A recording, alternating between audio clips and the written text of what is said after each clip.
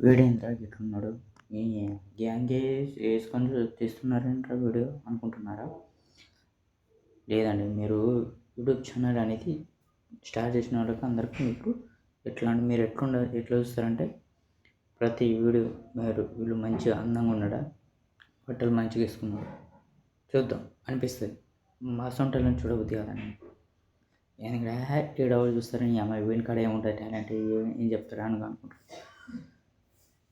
ఇట్లా అనుకోవడం వల్ల ఇట్లుంటుందని మా అవతారం. వాళ్ళు బిజినెస్ ఇంటికాడ ఉండి చేసుకుంటారు కాబట్టి మీకు అట్లా అనిపిస్తుంది. మా పేదోడి కష్టం మీకు ఏం అర్థం అవుతుందని చెప్పండి.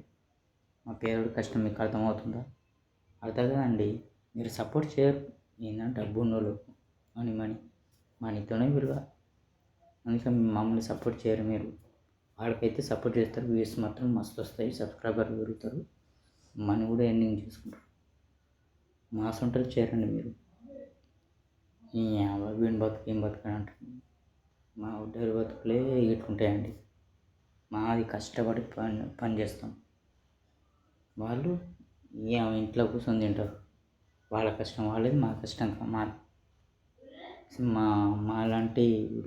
మాలాంటి వాళ్ళ గురించి వీడియోస్ చూడరండి.